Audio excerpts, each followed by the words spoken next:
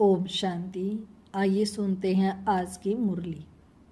उससे पहले रिक्वेस्ट है, आप इस मुरली को भोजन बनाते समय अवश्य सुनें, जिससे आपका भोजन प्रसाद बन जाएगा, जो खाने वालों के तन मन को शांति, शक्ति और तंदुरुस्ती प्रदान करेगा। आइए सुनते हैं महावाक्य। आज शिव बाबा ने कहा, मीठे बच्चे, अभी विनाश का समय बहुत समीप है, इसलिए एक बाप से सच्ची प्रीत रखो, किसी देहधारी से नहीं। मीठे बच्चे, अभी विनाश का समय बहुत समीप है, इसलिए एक बाप से सच्ची प्रीत रखो, किसी देहधारी से नहीं। प्रश्न, जिन बच्चों की सच्ची प्रीत एक बाप से होगी, उनकी निशानियां क्या होंगी? उत्तर, उनका बुद्धि योग किसी भी देहधारी के तरफ जा नहीं सकता। वह आपस में एक दो के आशिक माशुक नहीं बनेंगे। दूसरा, जिनकी सच्ची प्रीत है वह सदा विजयी बनते हैं। विजयी बनना अर्थात सतयुग का महाराजा महारानी बनना। 3, प्रीत बुद्धि सदा बाप के साथ सच्चे रहते हैं, कुछ भी छिपा नहीं सकते। 4, रोज अमृत वेले उठ प्यार से बाप को याद करेंगे। 5, दधीची ऋषि की तरह सेवा में हड्डियां देंगे। 6, उनकी बुद्धि दुनियावी बातों में भटक नहीं सकती। गीत है, न वह हमसे जुदा होंगे, न हम उनसे जुदा होंगे। ओम शांति। यह ब्रह्ममुख वंशावली ब्राह्मण कुलभूषण प्रतिज्ञा करते हैं, क्योंकि उनकी प्रीति एक बाप से जुटी हुई है। तुम जानते हो यह विनाश का समय है। बाप बच्चों को समझाते हैं कि विनाश तो होना ही है। विनाश काले जिनकी प्रीत बाप के साथ होगी, वही विजय पाएंगे, अर्थात सतयुग के मालिक बनेंगे। शिव बाबा ने समझाया है, विश्व का मालिक तो राजा भी बनते हैं तो प्रजा भी बनती है, परंतु पोजीशन में बहुत फर्क है। जितना बाप से प्रीत रखेंगे, याद में रहेंगे, उतना ऊंच पद पाएंगे। बाबा ने समझाया है, बाप की याद से ही तुम्हारे विकर्मों का बोझा भस्म होगा। तुम लिख सकते हो कि विनाश काले विपरीत बुद्धि। यह लिखने में कोई डर की बात ही नहीं है। बाप कहते हैं, मैं खुद कहता हूँ कि उनका विनाश होगा और प्रीत बुद्धि वालों की विजय होगी। बाबा बिल्कुल क्लियर कह देते हैं, इस दुनिया में प्रीत तो कोई की है नहीं, तुम्हारी ही प्रीत है। बाबा कहते, बच्चे, परमात्मा और श्री कृष्ण की महिमा अलग अलग लिखो तो सिद्ध हो जाए कि गीता का भगवान कौन। यह तो जरूरी है ना। दूसरा, बाबा समझाते हैं, ज्ञान का सागर पतित पावन परम पिता या पानी की नदियाँ, ज्ञान गंगा व पानी की गंगा। यह तो बहुत सहज है। दूसरी बात, जब प्रदर्शनी करते हो तो सबसे पहले निमंत्रण देना चाहिए गीता पाठशाला वालों को। वह तो ढेर हैं, उन्हों को खास निमंत्रण देना चाहिए। जो श्रीमद् भगवत गीता का अभ्यास करते हैं, उनको पहले निमंत्रण देना चाहिए, क्योंकि वही भूले हुए हैं और सभी को भुलाते रहते हैं। उनको बुलाना चाहिए कि अब आकर जज करो, फिर जो समझ में आए सो करना, तो मनुष्य भी समझे। यह गीता वालों को बुलाते हैं। शायद इन्हों का गीता पर ही प्रचार है। गीता से ही स्वर्ग की स्थापना हुई है। गीता की बहुत महिमा है, परंतु भक्ति मार्ग की गीता नहीं। बाप कहते हैं, मैं तुम्हें सत्य ही सत्य बताता हूँ। मनुष्य जो अर्थ करते हैं वह बिल्कुल रॉन्ग है। कोई भी सत्य नहीं कहते, मैं ही सत्य बताता हूँ। परमात्मा को सर्वव्यापी कहना भी सत्य नहीं है। यह सब विनाश को प्राप्त होंगे और कल्प कल्प होते भी हैं। तुमको पहली पहली मुख्य बात यह समझानी है। बाप कहते हैं, यूरोप वासी यादवों की है विनाश काले विपरीत बुद्धि। विनाश के लिए अच्छी रीति तैयारियां कर रहे हैं।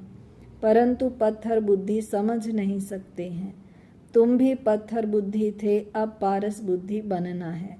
पारस बुद्धि थे, फिर पत्थर बुद्धि कैसे बने हैं, यह भी वंडर है। बाप को कहा ही जाता है नॉलेजफुल मर्सीफुल। बाकी जो अपना ही कल्याण करने नहीं जानते, वह दूसरों का कल्याण कैसे करेंगे। जो नॉलेज ही धारण नहीं करते, तो पद भी ऐसा पाते हैं। जो सर्विस एबल हैं, वही उच्च पद पाएंगे। उनको ही बाप प्यार भी करते हैं। नंबरवार पुरुषार्थ अनुसार होते ही हैं। कई तो यह भी समझते हैं कि हमारी बाप से प्रीत नहीं है, तो पद भी नहीं मिलेगा। चाहे सगे बने व सौतेले बने, विनाश काले प्रीत बुद्धि नहीं होगी। बाप को फॉलो नहीं करेंगे तो जाकर कम पद पाएंगे। दैवी गुण भी चाहिए, कभी झूठ नहीं बोलना चाहिए। बाप कहते हैं मैं सत्य कहता हूँ। जो मेरे से प्रीत नहीं करते, तो पद भी नहीं मिलेगा। कोशिश करी किस जन्म का पूरा वर्षा लेना है, तो प्रदर्शनी मेले पर पहले पहले गीता पाठशाला वालों को निमंत्रण देना है, क्योंकि वो भक्त ठहरे न। गीता पाठी जरूर श्री कृष्ण को याद करते होंगे, परंतु समझते कुछ नहीं है। श्री कृष्ण ने मुरली बजाई, राधे फिर कहाँ गई। सरस्वती को बैंजो दे दिया है, मुरली फिर श्री कृष्ण को दे दी है। मनुष्य कहते हैं हमको अल्लाह ने पैदा किया, परंतु अल्लाह को जानते नहीं। भारत की ही बात है, भारत में ही देवताओं का राज्य था। उन्हों के चित्र मंदिरों में पूजे जाते हैं। बाकी किंग्स आदि के स्टैचू तो बाहर लगा देते हैं, जिस पर पंछी आदि किचड़ा डालते रहते हैं। लक्ष्मी नारायण राधे कृष्ण आदि को कितना फर्स्ट क्लास जगह पर बिठाते हैं। उन्हों को महाराजा महारानी कहते हैं। किंग अक्षर अंग्रेजी अक्षर है। कितना लाखों रुपया खर्च कर मंदिर बनाते हैं, क्योंकि वह महाराजा पवित्र थे। यथा राजा रानी तथा प्रजा सब पूज्य हैं। तुम ही पूज्य फिर पुजारी बनते हो। तो पहली बात है बाप को याद करो। बाप को याद करने का अभ्यास करने से धारणा होगी। एक के साथ प्रीत नहीं है तो फिर और के साथ प्रीत लग जाती है। ऐसी ऐसी बच्चियां हैं जो एक दो को इतना प्यार करती हैं, जो शिव बाबा को भी इतना नहीं करती। शिव बाबा कहते हैं तुमको बुद्धि योग मेरे साथ लगाना है, या एक दो में आशिक माशुक बन जाना है, फिर मेरे को बिल्कुल ही भूल जाते हैं। तुमको तो बुद्धि योग मेरे साथ जोड़ना है। इसमें मेहनत लगती है, बुद्धि टूटती ही नहीं है। शिव बाबा के बदले दिन रात एक दो को ही याद करते रहते हैं। बाबा नाम सुनाए तो ट्रेटर बन जाते हैं, फिर गाली देने में भी देरी नहीं करते। इस बाबा को गाली दी तो शिव बाबा भी झट सुन लेगा। ब्रह्मा से नहीं पढ़े तो शिव बाबा से पढ़ न सके। ब्रह्मा बिगर तो शिव बाबा भी सुन न सके। इसलिए कहते हैं साकार से जाकर पूछो। कई अच्छे अच्छे बच्चे हैं जो साकार को मानते ही नहीं, समझते हैं यह तो पुरुषार्थी है। पुरुषार्थी तो सब हैं, परंतु तुमको फॉलो तो माँ बाप को ही करना है। कोई तो समझाने से समझ जाते हैं, कोई की तकदीर में नहीं है तो समझते नहीं, सर्विसेबल बनते नहीं। परंतु बुद्धि एक बाप से रखनी होती है। बहुत आजकल निकले हैं जो कहते हैं मेरे में शिव बाबा आते हैं। इसमें बड़ी संभाल चाहिए। माया की बहुत प्रवेशता होती है। जिनमें आगे श्री नारायण आदि आते थे, वह भी आज है नहीं। सिर्फ प्रवेशता से कुछ होता नहीं। बाप कहते हैं माँ में कम याद करो, बाकी मेरे में यह आता है वह आता है, यह सब माया है। मेरी याद ही नहीं होगी तो प्राप्ति क्या होगी। जब तक बाप से सीधा योग नहीं रखेंगे तो पद कैसे पाएंगे, धारणा कैसे होगी। बाप कहते हैं तुम माम एकम याद करो। ब्रह्मा द्वारा ही मैं समझाता हूँ, ब्रह्मा द्वारा ही स्थापना हुई है। त्रिमूर्ति भी जरूर चाहिए। कोई तो ब्रह्मा का चित्र देख बिगड़ते हैं, कहीं फिर श्री कृष्ण के 84 जन्म देख बिगड़ते हैं, चित्र फाड़ भी डालते हैं। अरे यह तो बाप ने चित्र बनवाए हैं। तो बाप बच्चों को समझाते हैं, भूलो मत, सिर्फ बाप को याद करते रहो। बांधेलियों को भी रड़ियाँ नहीं मारनी है, घर में बैठे बाप को याद करती रहो। बांधेलियों का तो और ही ऊंच पद मिल सकता है। तुम बच्चों को ज्ञान देने वाला है ही एक ज्ञान सागर। स्पिरिचुअल नॉलेज एक बाप के सिवाय और कोई में है नहीं। ज्ञान का सागर एक परम पिता परमात्मा ही है, उसको ही लिबरेटर कहा जाता है। इसमें डरने की क्या बात है। बाप बच्चों को समझाते हैं, बच्चों को फिर औरों को समझाना है। बाप कहते हैं मुझे याद करो तो सदगति को पाएंगे। सतयुग में है राम राज्य, कलयुग में है नहीं। सतयुग में तो एक ही राज्य है। यह सब तो बातें तुम्हारे में भी नंबरवार हैं, जिनकी बुद्धि में धारण होती है, जिनको धारणा नहीं होती है। विनाश काले विपरीत बुद्धि कहेंगे, पद पा नहीं सकेंगे। विनाश तो सबका होना है, यह अक्षर कम है क्या। शिव बाबा कहते हैं विनाश काले प्रीत बुद्धि बनो। यह तुम्हारा अंतिम जन्म है। इसमें अगर तुम प्रीत नहीं रखते हो तो पद भी नहीं मिलेगा। सच्चे दिल पर साहेब राजी होता है। दधीची ऋषि मिसल सेवा में हड्डियां देनी है। कभी कोई पर ग्रहचारी बैठती है तो नशा ही उड़ जाता है। फिर अनेक प्रकार के तूफान आते रहते हैं। मुख से कहते इससे तो लौकिक के पास चले जाएं, यहाँ तो कोई मज़ा नहीं है। वहाँ तो नाटक बाइस्कोप आदि खूब हैं। जो इन बातों पर हिरे हुए हैं वह यहाँ ठहर न सके, बड़ा मुश्किल है। हाँ, पुरुषार्थ से ऊंच पद भी पा सकते हैं। खुशी में रहना चाहिए। बाबा खुद कहते हैं सुबह को उठकर नहीं बैठता हूँ तो मज़ा ही नहीं आता है। लेटे रहने से कभी कभी झुटका आ जाएगा, उठकर बैठने से अच्छी पॉइंट्स निकलती हैं, बड़ा मज़ा आता है। बाकी अभी थोड़े दिन हैं, हम विश्व की बादशाही ले रहे हैं बाप से। यह बैठ याद करें तो भी खुशी का पारा चढ़े। सुबह को चिंतन चलता है तो दिन को भी खुशी रहती है। अगर खुशी नहीं रहती तो जरूर बाप से प्रीत बुद्धि नहीं है। अमृत वेले एकांत अच्छी होती है। जितना बाप को याद करेंगे उतना खुशी का पारा चढ़ेगा।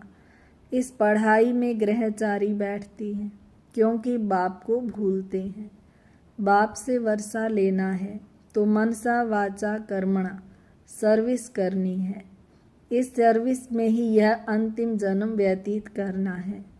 अगर और दुनियावी बातों में लग गए तो फिर यह सर्विस कब करेंगे। कल कल करते मर जाएंगे। बाप आए ही हैं स्वर्ग में ले जाने के लिए। यहाँ तो लड़ाई में कितने मरते हैं, कितनों को दुख होता होगा। वहाँ तो लड़ाई आदि होगी नहीं। यह सब पिछाड़ी के हैं, सब खत्म होने हैं। निधन के ऐसे मरेंगे, धनी के जो होंगे वह राज्य भाग्य पाएंगे। प्रदर्शनी में भी समझाना है कि हम अपनी कमाई से, अपने ही तन मन धन से अपना राज्य स्थापन कर रहे हैं। हम भीख नहीं मांगते हैं, जरूरत ही नहीं है।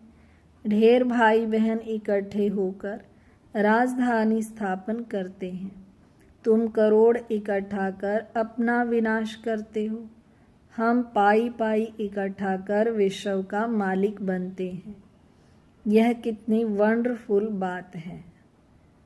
अच्छा, मीठे मीठे सिक्के लाधे बच्चों प्रति माता पिता बाप दादा का याद प्यार और गुड मॉर्निंग।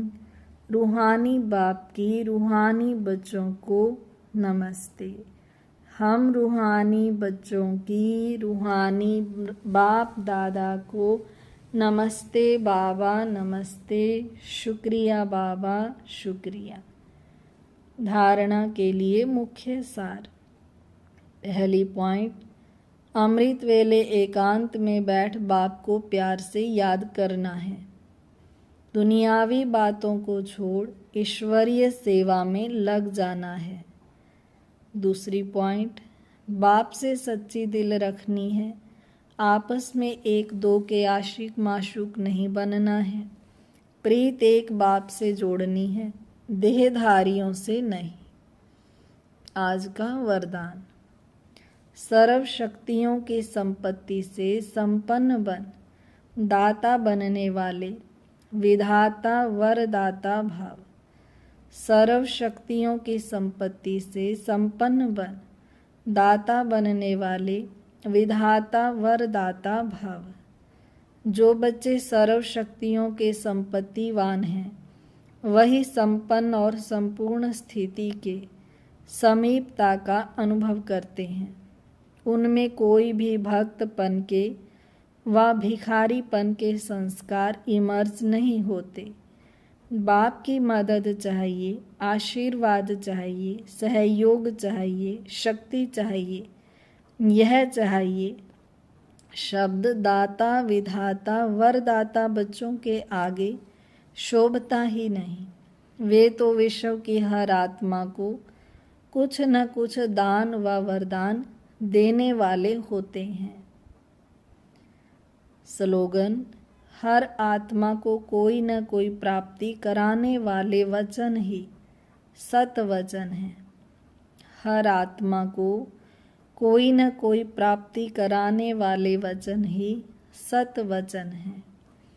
अव्यक्त इशारा, सदा अचल अडोल एक रस स्थिति का अनुभव करो। कितना भी कोई हिलावे, लेकिन आप अचल रहो। परिस्थिति श्रेष्ठ है या स्वस्थिति श्रेष्ठ है? कभी परिस्थिति वार तो नहीं कर लेती है। सोचो कि ये परिस्थिति पावरफुल है या स्वस्थिति पावरफुल है, तो इस समृद्धि से कमज़ोर से शक्तिशाली बन जाएंगे। जैसे आप तपस्वी एक रस स्थिति में एकाग्र होते हो, तो हठ योगी फिर एक टांग पर खड़े हो जाते हैं। तो कहाँ एक रस स्थिति और कहाँ एक टांग पर स्थित रहना, फर्क हो गया ना। अच्छा, ओम शांति।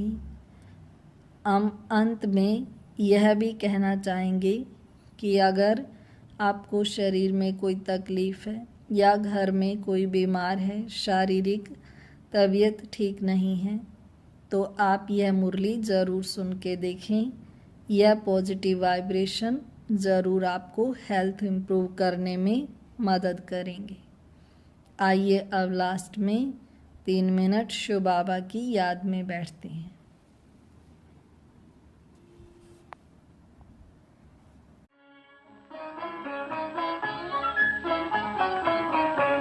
न वो हमसे जुदा होंगे, न वो हमसे जुदा होंगे, न उल्फत दिल से हर दिल से निकलेगी, न उल्फत दिल से निकलेगी।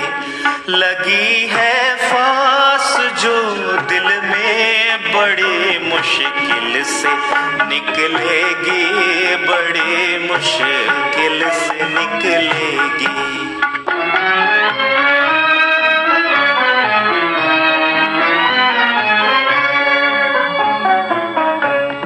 उन्हीं के थे, उन्हीं के हैं, उन्हीं पर मर मिटेंगे हम, उन्हीं पर मर मिटेंगे हम।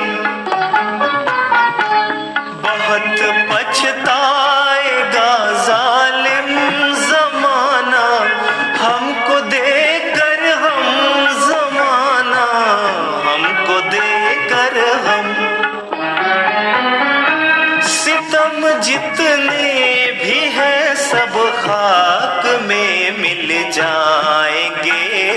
दम। मोहब्बत आह बन कर जब हमारे दिल से निकलेगी, हमारे दिल से निकलेगी, न वो हमसे जुदा होंगे, न उल्फत दिल से, हर दिल से निकलेगी, न उल्फत दिल से निकलेगी।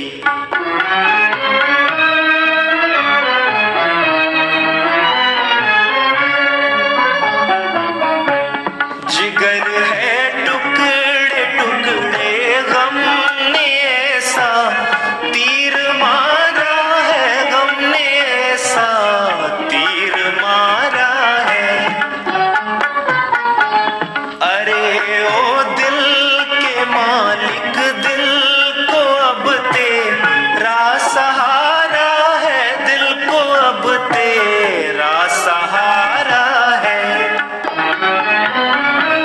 हमें बर्बादियों का गम नहीं, गर तू हमारा है, तेरा ही नाम लेगी जो सदा इस दिल से निकलेगी, सदा इस दिल से निकलेगी, न वो हमसे जुदा होंगे, न वो हमसे जुदा होंगे, न उल्फत दिल से, हर दिल से निकलेगी, न उल्फत दिल से निकलेगी।